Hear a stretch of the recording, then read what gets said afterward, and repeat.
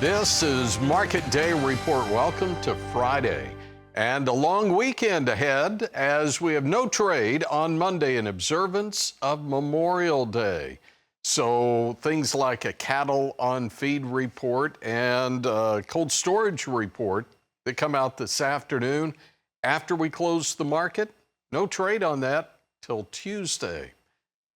Okay, before I get running down another rabbit hole here, let's get focused on what we're doing with the markets. And the corn market is where we start in the overnight action, 3.5 lower on the old crop. Look at December slipping 2.25 cents to 451.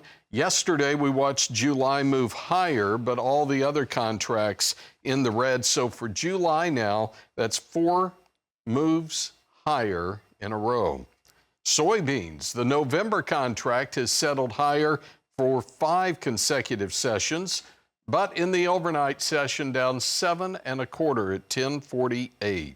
Wheat market, before we get over to Brian Hoops, July 543 3/4, down 3/4 of a penny. Hard red winter, 1.25 lower, 538 3/4, and then spring wheat December up 3 3/4, 637 1/4, and the cotton market down 7, 68.19. Let's bring him in. President, Midwest Market Solutions, Brian Hoops. All right, Brian, what do you make of the trade, again, after what we saw yesterday, which was kind of an interesting day of trade? Right, Tony. Good morning. So we have a 3-day weekend coming up, as you mentioned. No markets Sunday night. We will trade again Monday evening for the grains and Tuesday morning for the livestock after we close at a normal hour today. So I thought the weather is starting to improve across the U.S. Some of the eastern belt is going to dry out a little bit more and allow some producers who've been trying to plant and struggling with the weather to actually get in the fields and get things planted. Weather seems to have improved in Argentina a little bit as well. Their harvest pace has caught up to normal for both corn and soybeans.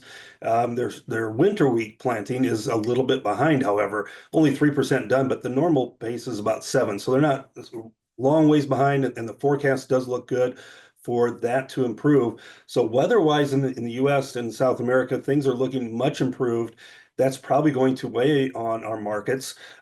Plus, you have crop ratings coming out for corn and soybeans, the first ones of the year on Tuesday afternoon's crop progress conditions report. We expect that those ratings are going to be very high, in the 70 range, maybe up as high as 75% good to excellent, which would be extremely high for this time of year.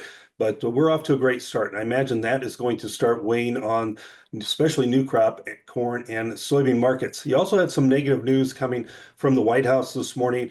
President Trump is threatening 50% tariffs on the EU. That caused a sharp drop in the dollar. Remember, increase in tariffs are bearish for the dollar down sharply, but also the stock market down sharply this morning, and it dragged the grains lower as well. So a lot of this is kind of weighing on the grain markets this morning. Normally a weaker dollar is friendly for the grain markets, but if we're not reaching trade agreements with any countries, it's been well over a week since he's announced a trade agreement, and if we're threatening to impose more tariffs against the EU, that's going to end up being bearish for our commodities, at least in the near term, until we get those agreements worked out.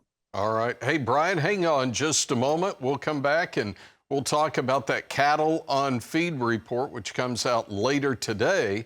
Market Day Report continues in a moment. It's Market Day Report. Okay, we don't really have much as far as cash cattle this week. I mean, we've seen it in the north now, 230, 231, and dress 360 to 365. But with the exception of those few head that moved in Kansas early in the week at 219 with a deferred delivery for 3 weeks, things are pretty quiet in the south. Will the Packers need to buy some cattle? We'll find out in just a moment with Brian Hoops. We also get a cattle on feed report. The average here, trade guess on feed down about 1.5%. Placements down 3.2%. And marketing's down 2.3%. We'll see whether or not USDA hits those numbers later. All right. Live cattle futures yesterday were higher across the board. June at 215.62, up a buck 47, 185 higher on the August at 210.50.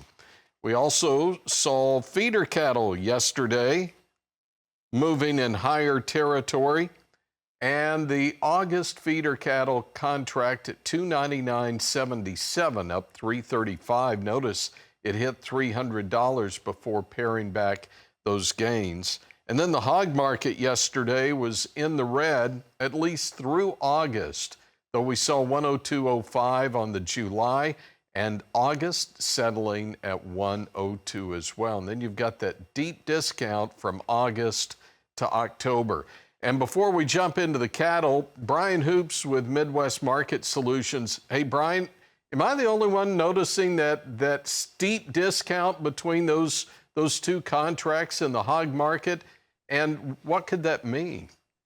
Yeah, normally there is a discount. You go from the summer months into those fall months when we usually have a lot more supply in the fall and a lot less demand. Summer, of course, is known as our grilling season. And this is true for the cattle market as well. We see discounts going out into the fall when supplies are expected to increase quite a bit. So both the cattle and the hogs kind of have a similar pattern, but it is a steep discount, as you mentioned, as market just is anticipating that we will have less demand, more supply coming.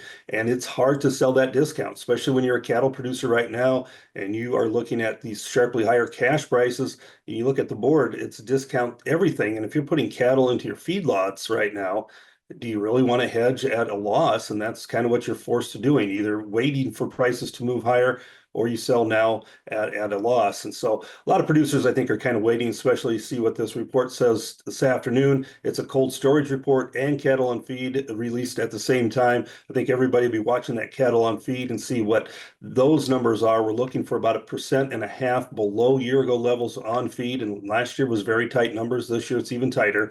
And then placements also about 3.5% less than a year ago. Those numbers looking to be very supportive for this cattle market, cattle industry. All right, Brian, great to see you. Brian Hoops is with Midwest Market Solutions, and we'll see you back here on Wednesday. Again, cattle on feed report that comes up at 3 o'clock.